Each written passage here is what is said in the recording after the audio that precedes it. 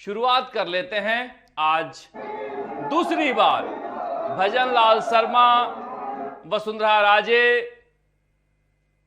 उप मुख्यमंत्री प्रेमचंद बैरवा, प्रदेश अध्यक्ष मदन राठौड़, कोई बाकी है क्या? आज दूसरी बार फिर से अंता की धरती पर उतरे। पहले मंगरौल में उतरे थे और आज अंता में उतरे हैं।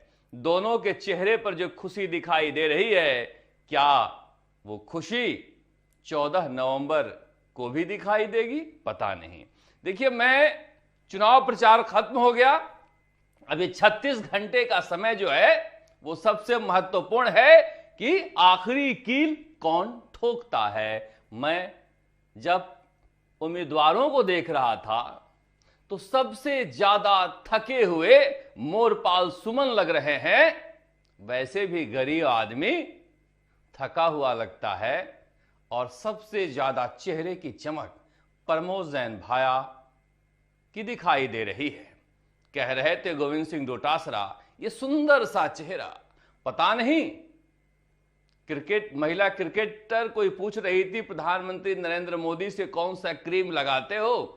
आज चुनाव प्रचार के आखिरी दिन प्रमोद जैन भाया के चेहरे की चमक देखकर मुझे लगा कि डोटासरा जी पूछ लेंगे कौन से क्रीम लगाते हो, मगर चेहरे की चमक दिखाई दे रही थी। और ये अंता में बीजेपी का दबदबा है और मंगरौल में कांग्रेस का दबदबा है। दोनों ही जगह नरेश मीणा दूसरे स्थान पर दबदबा बनाए हुए हैं।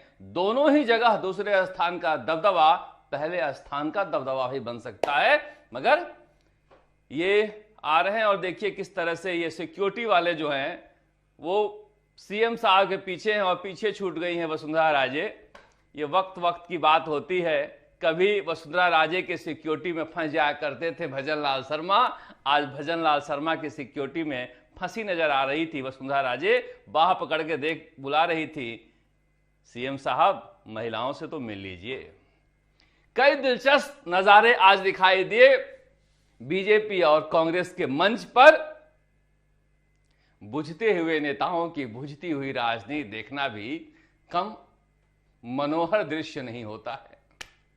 पर जिस तरह से आज रथ यात्रा के दौरान, रोड शो के दौरान वसुंधरा राजे अपने कामों को गिना रही थी, मुझे लग रहा था ये हालात क्या कभी सोची होंगी वसुंधरा राजे की आ सकता है।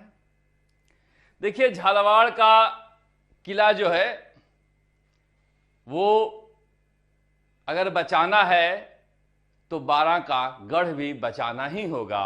और इसीलिए आज शाम 6 बजे तक यहां पर जमी हुई हैं और इसके बाद झालावाड़ जाएंगी और वहां से चुनाव प्रचार की कमान संभालेंगी। क्योंकि मैं पहले दिन कह दिया था कि दुष्यंत सिंह जी से ना हो पाएगा, आना तो मैडम को ही पड़ेगा। अब क्या सोचकर वो देर से आई पता नहीं, पर आज भजनलाल शर्मा से जिस तरह से वो मांग रही थी कि सीएम साहब ये भी कर देना, फसलें खराब हुई है, स्कूल की बिल्डिंग गिर गई है, स्कूल मत बंद करना, खाद आ रहा है। हमने कहा बड़े बड़े नेताओं को भी चुनाव जो है वो जमीनी राजनीति सिखा देती है।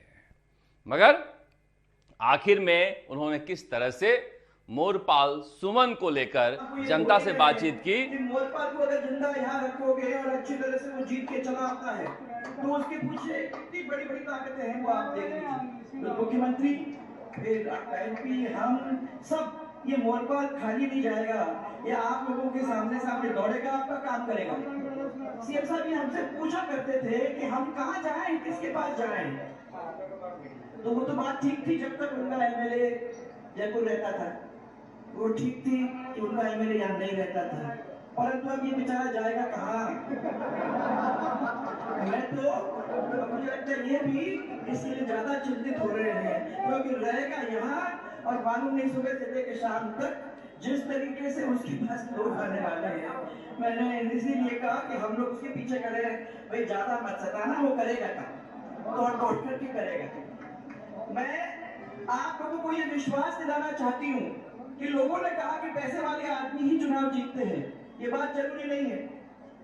हमारे यहाँ पैसे नहीं है, ये गरीब जरूर होगा, परंतु स्वाभिमानी हम सब हैं। और देखें चुनाव में नेताओं के चेहरे कैसे कैसे होते हैं। पैसे वाला चुनाव नहीं जीतता है, गरीब स्वाभिमानी मोरपाल सुमन है, ये यहीं का रहने वाला है, यहीं रहेगा। इसके पास मुख्यमंत्री हैं, पूर्व मुख्यमंत्री हैं, सांसद हैं और ये भी प्रदेश अध्यक्ष कह रहे हैं क्या पता मंत्रिमंडल में फेरबदल होने वाला है, मोरपाल सुमन मंत्री भी बनेगा। वैसे एक मंत्री बनाकर सुरेंद्र पाल टीटी को चुनाव हरवा चुके हैं, इसलिए मंत्री वाला बात ये धीरे बोलते हैं। पर ये दिखाई दे रहा था कि ये बेचैनी है बीजेपी के अंदर कि किस तरह से इस सीट को जीतें। वसुंधरा राजे ने लास्ट में आखिरी में कमान संभाली है, जिससे हालात बदले हैं, जो कि गोविंद सिंह डोटासरा बता रहे थे कि यहां बैठी बैठी दिन भर फोन कर रही हैं। ये स्थिति क्यों आई? क्योंकि अगर काम किया होता तो ऐसी स्थिति आती नहीं।